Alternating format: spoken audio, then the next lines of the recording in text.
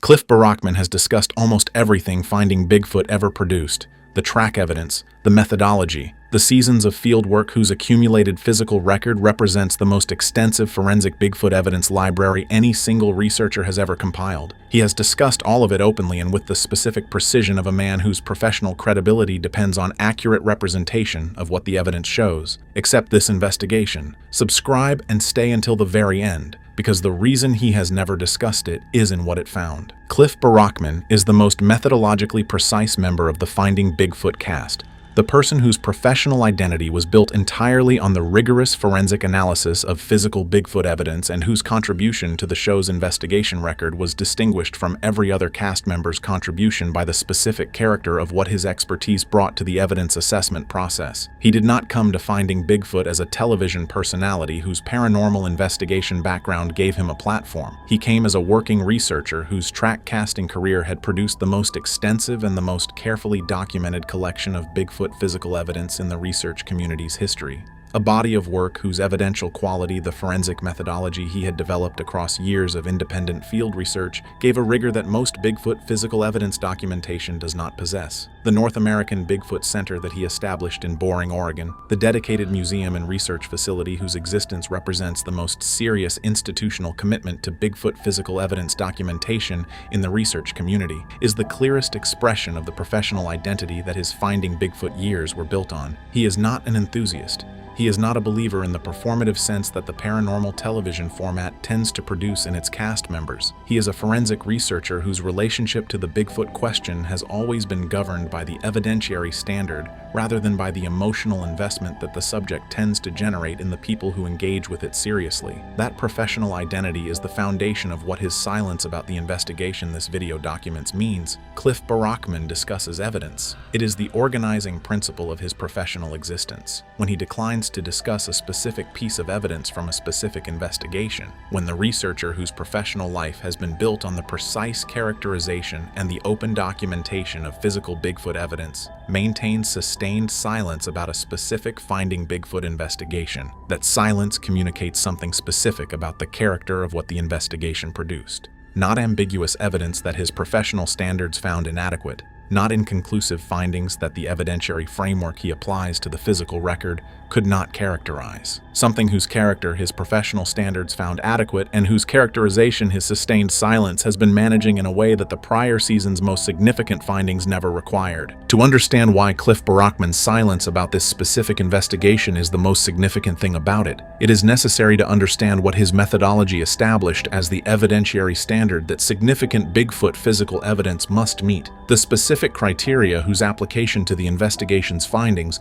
produced the conclusion that his silence has been managing. Barackman's track casting methodology is the most rigorous application of forensic physical evidence analysis to Bigfoot field evidence that the research community has ever developed. It did not emerge from the paranormal investigation tradition, whose evidentiary standards are shaped by the entertainment framework that contains them. It emerged from the forensic evidence analysis tradition, from the application of the same analytical principles that forensic scientists apply to physical evidence in legal proceedings, whose standards of evidentiary quality are determined by adversarial scrutiny, rather than by the credulous reception that the paranormal evidence community tends to apply to its most compelling findings. The specific elements of his methodology, the dimensional analysis of track impressions whose anatomical characteristics he assesses against the reference library he has compiled across decades of comparative track research, the dermal ridge documentation whose presence and whose pattern he uses to distinguish genuine biological impressions from fabricated and misidentification sources,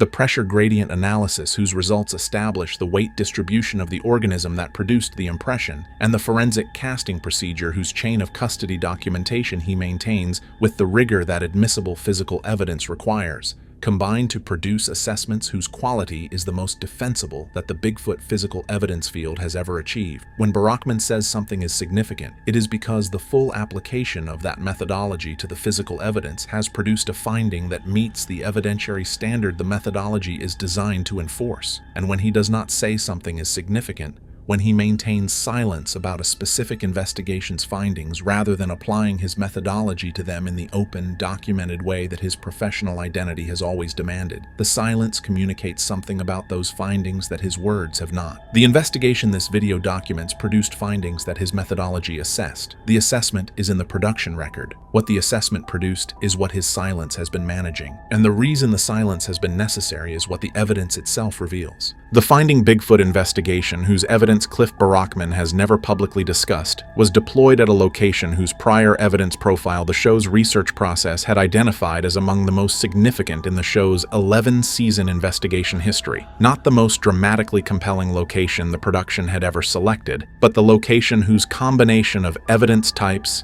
evidence density, and geographic characteristics the research team's assessment had placed at the top of the priority list for systematic forensic investigation of the specific kind that Barackman's methodology was designed to conduct. The location's prior evidence record was built across multiple independent sources, whose consistency the BFRO database had been accumulating across years of systematic report documentation. Physical evidence from multiple independent observers across a period spanning more than a decade, track impressions whose dimensional profiles and anatomical characteristics independent observers had documented with enough consistency to establish that what was producing them in this specific area was not varying across the years of documentation. Acoustic evidence from independent witnesses separated by years of time, whose descriptions of the vocalizations they had heard in this area were specific enough in their harmonic and structural detail to indicate that they were describing the same phenomenon rather than independent misidentification events. And structural evidence, the constructed features in the forest environment, whose character and distribution across the location's terrain the prior field investigators had documented in a way that established their presence as consistent and their construction as beyond the capability of the known wildlife species in the area. Barackman had reviewed the prior evidence profile before the investigation was deployed and had communicated his assessment of its significance to the production team in terms that the people familiar with the pre-deployment planning process have described as reflecting a quality of anticipation that his prior engagement with comparable evidence profiles had not previously produced. He is a careful researcher. He does not generate anticipation without an evidentiary basis for it. The prior evidence profile gave him a specific basis. The convergence of physical, acoustic, and structural evidence across independent sources and extended time at a single location was the convergence pattern that his research career had established as the most reliable indicator of sustained resident activity rather than occasional individual encounters. The location was occupied.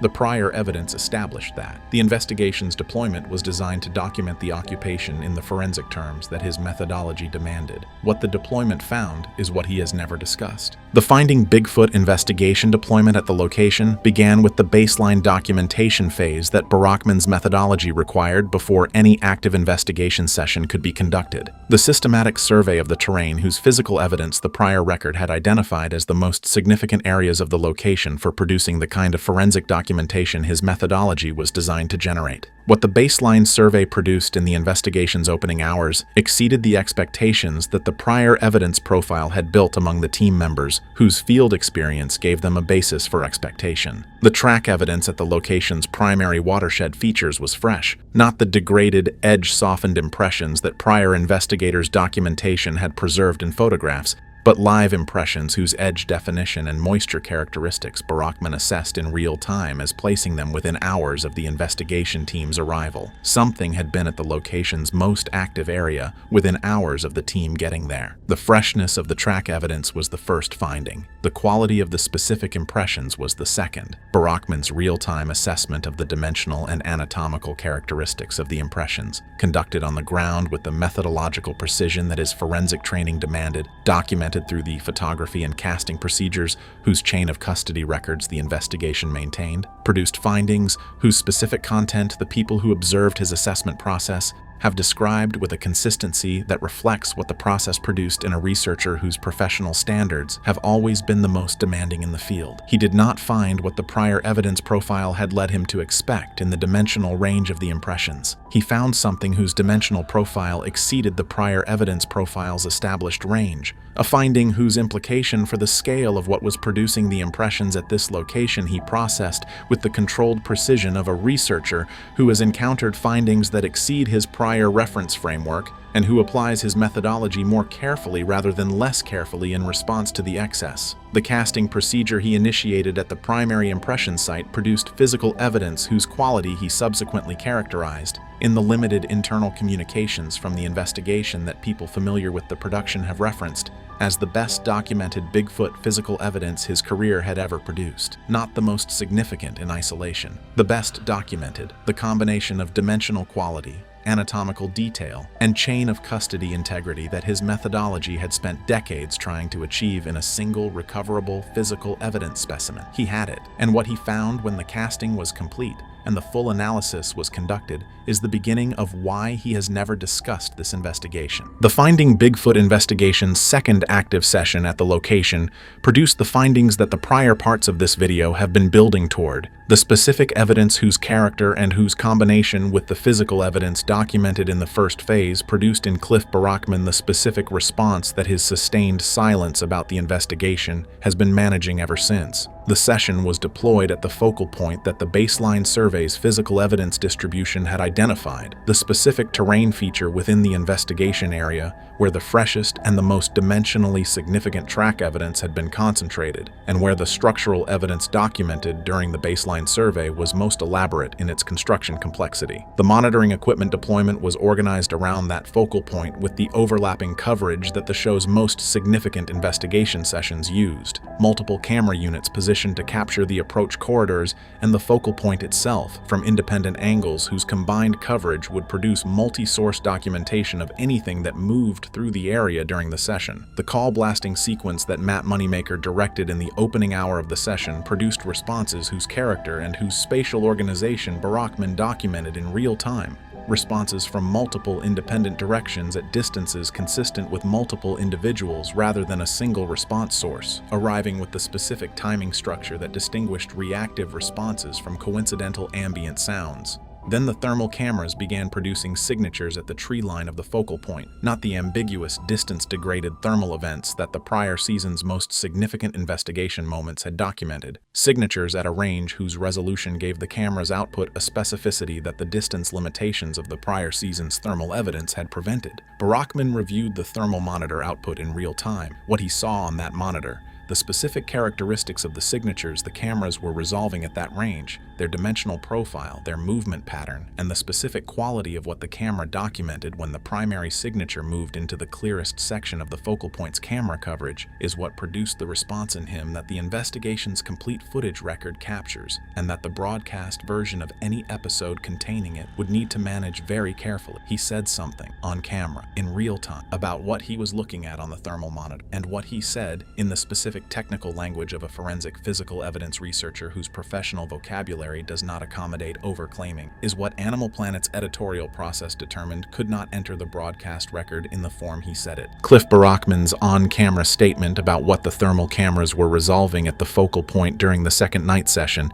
is the specific element of the investigation's complete footage record whose existence and whose content the sustained silence this video documents has been managing. It is not a dramatic statement in the way that paranormal television produces dramatic statements, the performative exclamation of someone reacting to evidence with an enthusiasm whose relationship to the evidence's actual quality is mediated by the entertainment format's dramatic requirements. It is a technical statement, the kind of statement that Cliff Barackman's professional vocabulary has always produced in response to significant evidence, precise, specific, grounded in the analytical framework his methodology has developed, and making a claim whose evidentiary basis the methodology he was applying to what the monitor was showing him had established in real time. He characterized what the thermal cameras were resolving in terms whose content the forensic evidence research background he brought to the statement gave the weight that no other Finding Bigfoot cast member's comparable statement could have carried. He did not say he believed it was Bigfoot. He did not say it looked like Bigfoot. He said what his methodology produced as its output when applied to the thermal evidence he was reviewing in real time,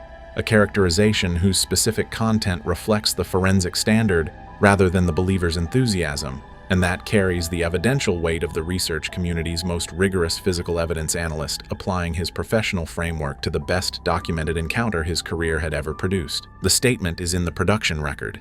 Animal Planet received it in the raw footage. Their editorial review of the raw footage produced the specific response that their review of significant Finding Bigfoot evidence whose broadcast implications exceeded the ongoing search format has consistently produced. The determination that the statement's content, in the form Barackman delivered it, could not enter the broadcast record without changing the show's relationship to the central question the commercial framework required to remain open. The statement was removed. The session was covered in the broadcast record in a form whose relationship to the complete footage reflects the standard editorial management that Animal Planet had applied to the show's most significant evidence across its run, and Cliff Barackman has never discussed it since. Not because the statement was wrong, because it was right. And because what the right statement about that evidence means for the question the show was built around is what his silence has been protecting for years. The physical evidence documentation from the investigation, the track castings whose quality Barackman had characterized during the baseline survey as the best documented physical evidence his career had produced,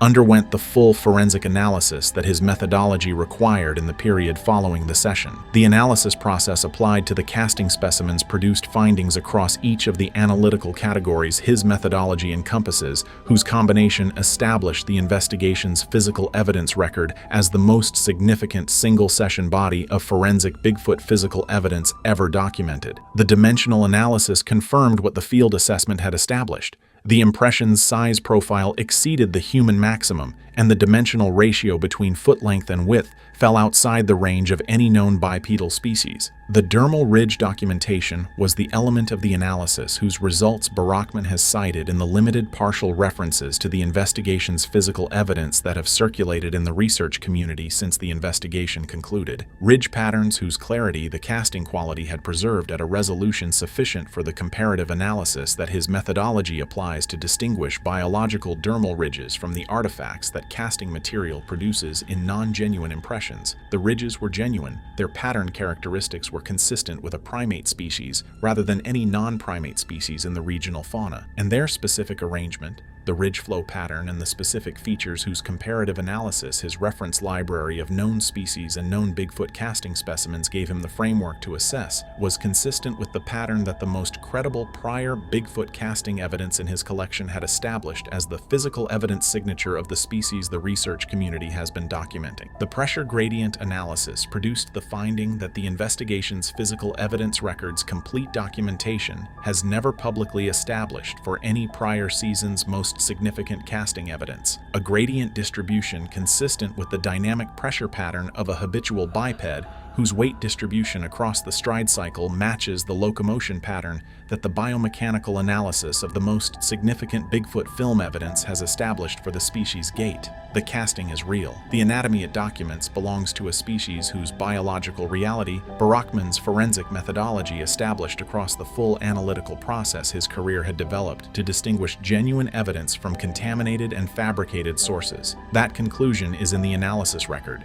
It has never been publicly stated by Barackman, and the reason it has not is the same reason the on-camera statement has not been broadcast. Not because the methodology failed to produce it, but because what it means for the question the show was built around exceeded the framework within which the show's broadcast record was permitted to operate. The silence Cliff Barackman has maintained about this specific Finding Bigfoot investigation is the most significant thing the investigation's public record contains, because it is silence from the person whose professional identity has always been built on speaking precisely and openly about what the physical Bigfoot evidence shows. His public record across the Finding Bigfoot years and in the period since the show's cancellation is a record of consistent, specific, openly communicated engagement with the physical evidence the research community produces. He has discussed ambiguous evidence and characterized it as ambiguous. He has discussed significant evidence and characterized it as significant. He has discussed fabricated evidence and characterized it as fabricated. He has applied his methodology to the full range of physical evidence the research community generates and communicated his assessment of what each piece shows with the professional precision that his forensic background demands. The investigation this video documents is the one gap in that record.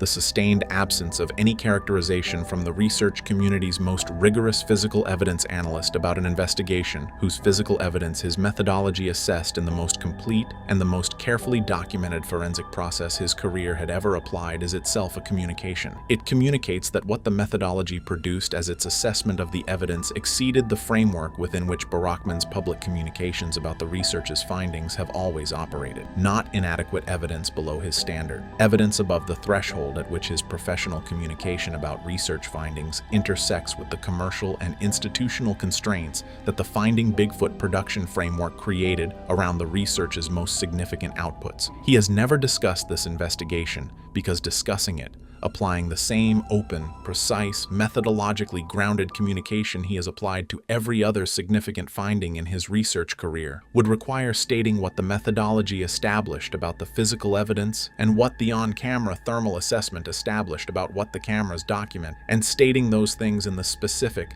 technically grounded terms his professional framework demands would produce in the public record the most significant statement any credible Bigfoot researcher has ever made about any body of Bigfoot evidence.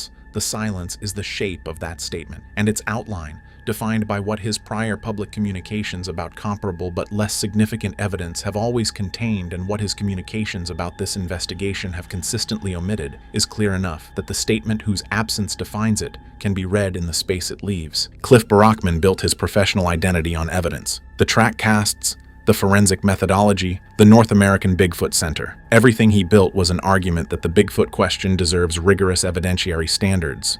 The investigation this video documents is where that argument arrived at its destination. The methodology produced its most significant result. Animal Planet buried it, not because the evidence was inadequate, because it was adequate in a way the commercial framework could not accommodate. His silence is not the silence of someone who found nothing. It is the silence of someone who found everything. The investigation is in the archive. The castings exist. The on-camera statement is in the production footage. And the most rigorous forensic Bigfoot evidence researcher in the field has never said a single public word about any of it. The evidence is the reason. And the evidence changes everything about what Finding Bigfoot was and what it found.